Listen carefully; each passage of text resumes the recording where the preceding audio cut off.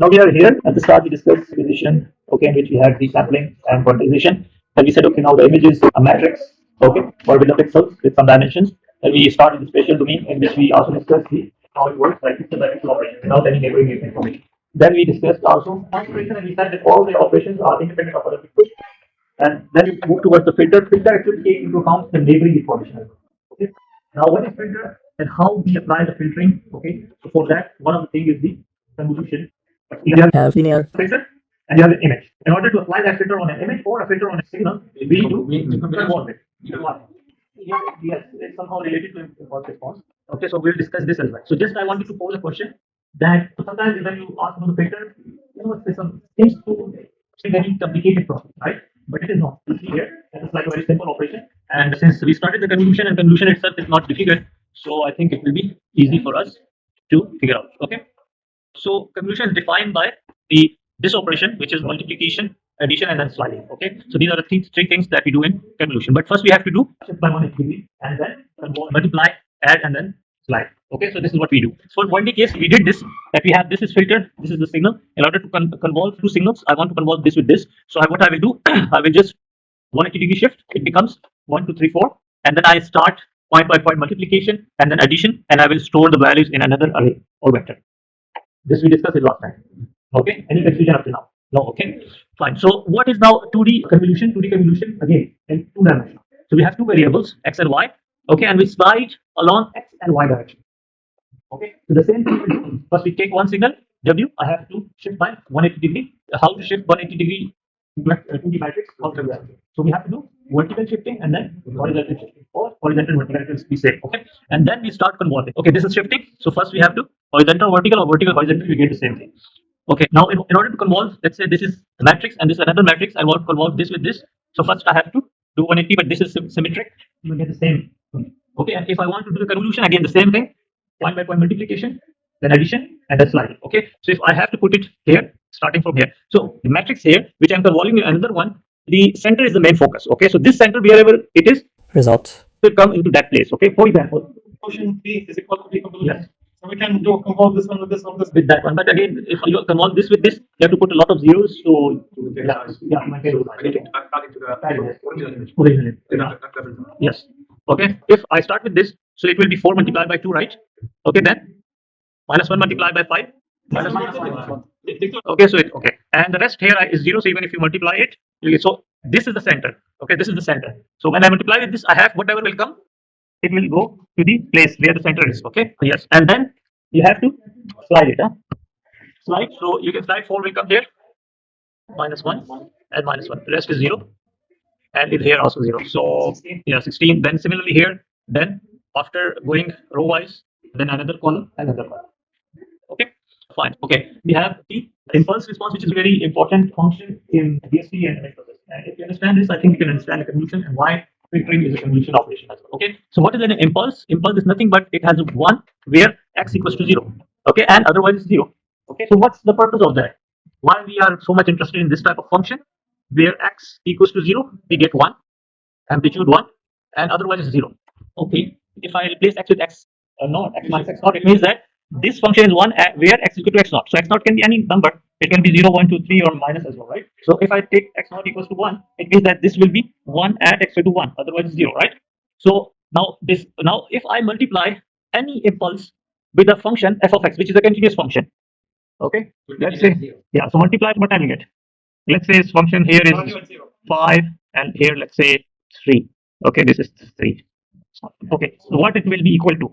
3, right? So what I did? So what are the examples? Yes. So what we did? We took a sample of at x equal to 0, right? So let's say if I have an impulses like this one. Previously we did not discuss impulse, but we said I am just taking a sample at equal 1. Now with this function impulse, I am going through mathematical details. Previously we did not discuss any mathematical, right? So this is a mathematical way of expressing it, how we are taking a sample of a signal. Okay, so if I multiply with this, what I get? Samples of this one, right? And this distance will define how much samples I want. If I keep it closer, these are more samples are there.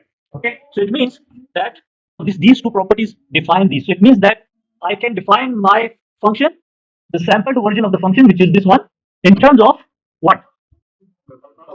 impulses, right? So how I can define? Let's say this is f of x, right? So can you give me an equation? So what we will have?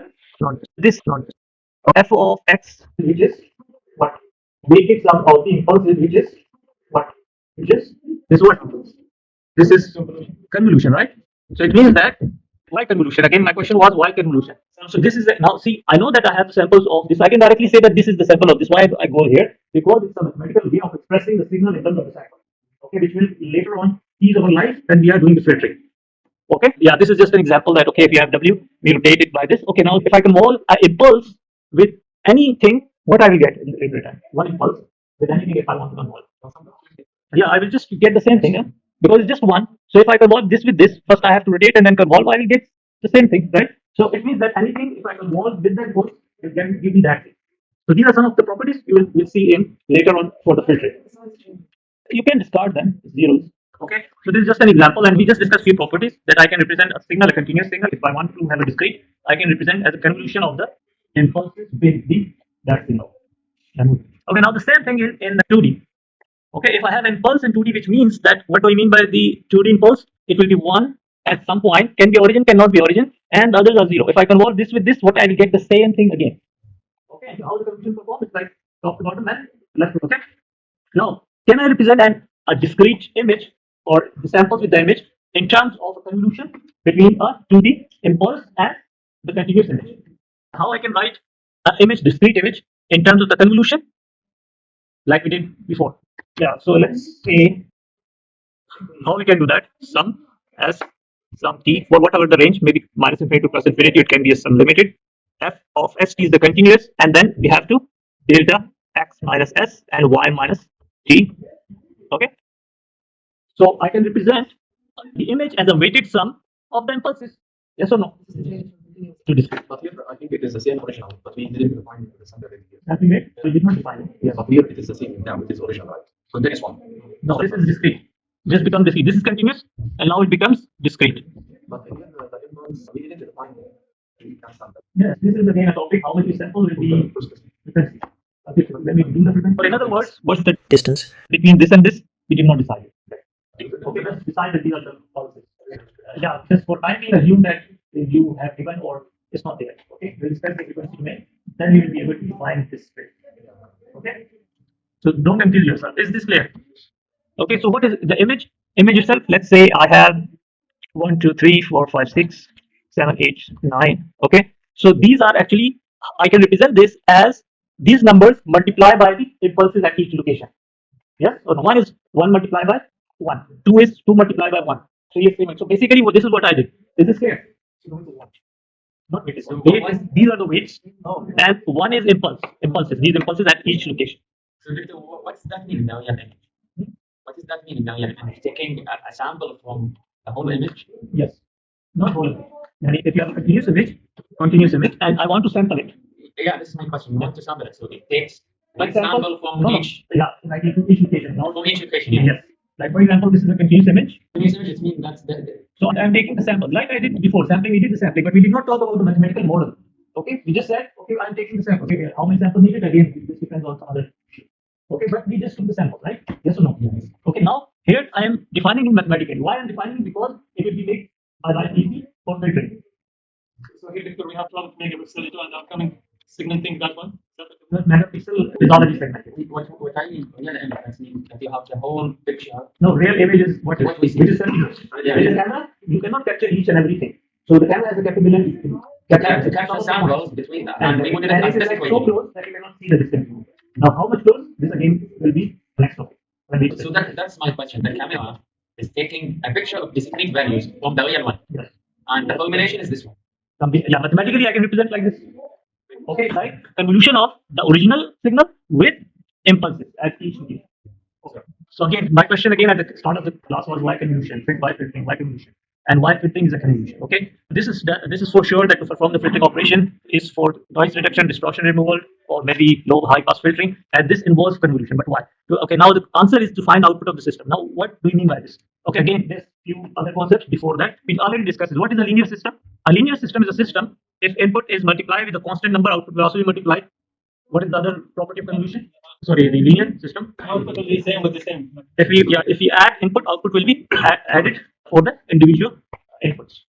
Okay, was the analogy we discussed. There is another thing which is called time invariance. The system is time invariant if we delay input or advance input. Okay, the output will also be correspondingly delayed. And why this is important? Now this whole system is called linear time invariant system. Now we will see if we have a convolution representation that we did together with these properties, we can represent a system in terms of a convolution. Now just wait for it, and I will show you how. Let's say I give one impulse, just one, to any system. Okay, LTI system. LTI linear is which has these properties: linear and time invariant. Okay, just Time of the input. delay or advance. The output will also be advanced. Okay. Okay. So just a second, you will understand this. Okay. So if I give an impulse to the system, okay, LTI system, then let's say the output is defined by g of x, which is h of x. Okay. So what is h of x? Because input was impulse, output we call it response due to impulse, which is called as impulse response, right? We just name it impulse because input was impulse. So since we are dealing with LTI system, if I delay or advance the input, output will be advanced or delayed by the same amount. Yes. If I basically weighted it or multiply with some number, output will also be multiplied with some number because we are dealing with LTI system. Okay. If I sum up all these weighted sum because of the linearity, the summation here will be resulting summation here, right? Okay. So what is this? A convolution of what? W of s, which was the input. What is this? This is W of s, discrete version of W of s in terms of W of x. Yes or no? So it means that this is a discrete input and this is the discrete output in terms of the input, right? So W of s, h of x minus h is what? This is the input, yes? And what about this? What is this? H of x minus h. This is the impulse response of the system. So it means that you see the power of convolution, that if I give discrete input, the output, how I calculate the output? By using the convolution of input versus the system impulse response. What's the relation between the system and the energy cost? Yeah, so now this is the next slide. What about the 2D? Same thing, just in 2D. Okay, so any system now, this here it's easy to find out, and here we call it LSI, not LTI, because there's no time, there's space. So we call it linear space invariant, and the properties are same. And in terms of time, it's space. Okay, if we pass impulse to the system, I get an impulse response in 2D. If I delay this, output will be delayed. If I multiply with any number, output will be multiplied. And if I sum, then what is this? This is my image. We already said it, right? We said it that the image is actually what? The continuous, but convolved with impulse. This is my image. If I pass to any system, I will get that image, the continuous one, convolved with the impulse response. Now here it comes out to be that if H is a filter, I can do this operation to find the filtered image. Yes or no? And why convolution? Because convolution, whatever operation or the system we have, if we pass that image to this, is basically image convolved with the impulse response of the system. So like camera is the best example. The camera has some impulse response. So let's say an example of the distortion, very good example. Let's say you have in the camera is not focused and it's distorted or it's blurred. Okay. Now I want to recover that original state, whatever it is. Okay. So how I can do? First, I will just give an impulse. What is the impulse in an image? It will be what will be? That will be just a like white. Okay. One is what? Okay. So that all the things will be black here, and only there will be a dot which is represented by this. Okay. So it will be white. Just white, black, and this is white. So this is white, and then blue. Okay. Okay. Now what we were trying to do is I have a camera. It has a distortion, okay, or blur, which I want to remove. Okay, or maybe let's say broken or something like that. So at the output, I will get something in terms of image. That will be my impulse response. Fine. Now if I have the impulse response, now I give the original image to it. So at the output, what I will get? G of x y.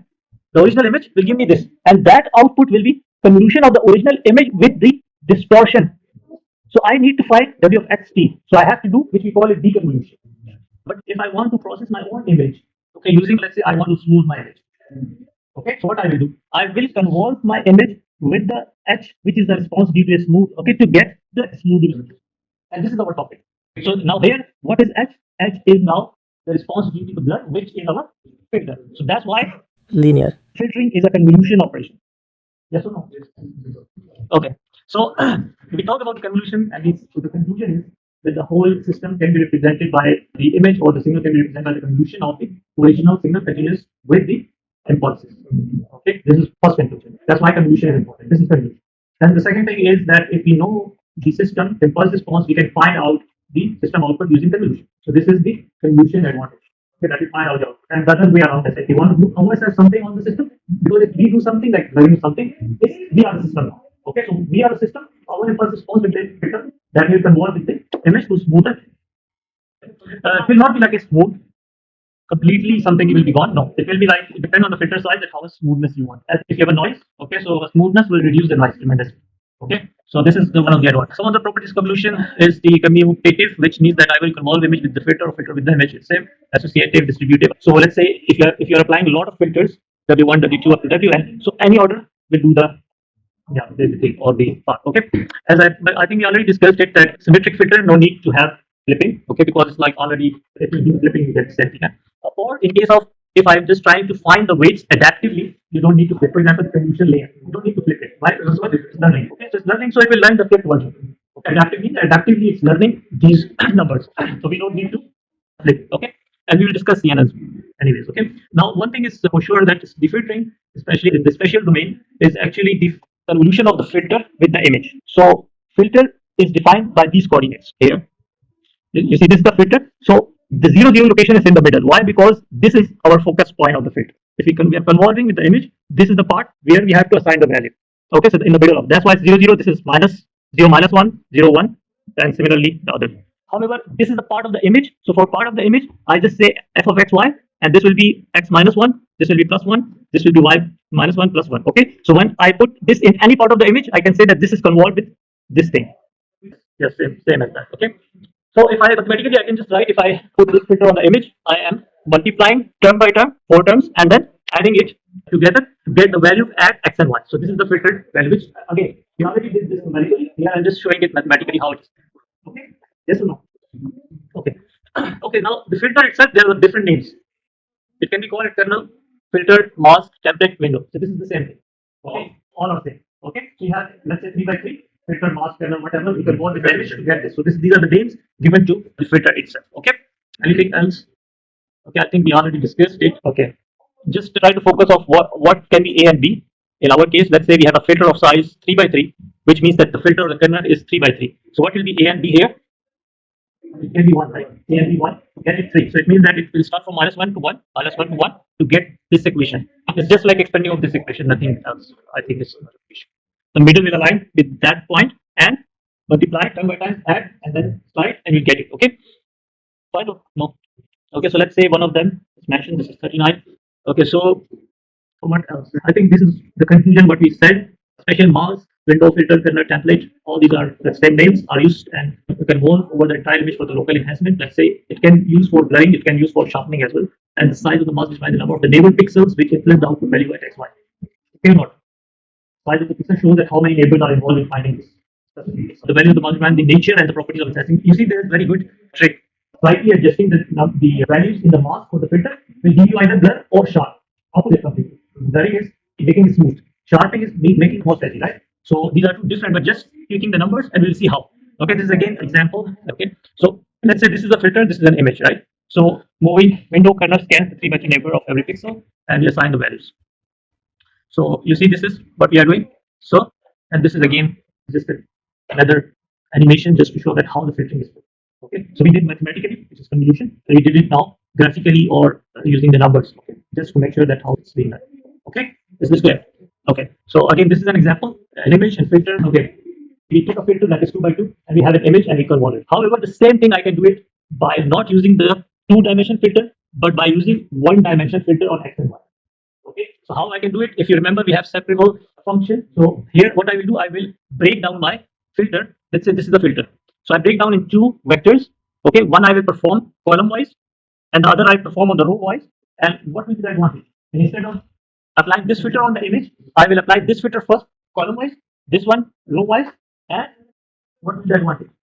Computation will be less. Now the question is how to break down this filter into 2 vectors. This is our next topic. That any filter, not all filters can be separable. There are some properties that we need to consider. It will be consist of 1 column and 1 row. 1 column and 1 row. Yes, it will always be 1 column and 1 row, always, regardless of the size of it. Okay. C is any column from here, and row is a column from a row from this image. How to find out? This is now our next. And the multiplication should be equal to the same. Yes. Okay, yeah. So there's I will have to. Like if I multiply this with R is the row, right? Because I write it row transpose, that's why I write it like this. So if I multiply this with this, I will get this thing. And if I convert this with image, I will get the same results. If I convert first this and then this row wise, I will get the same outcome.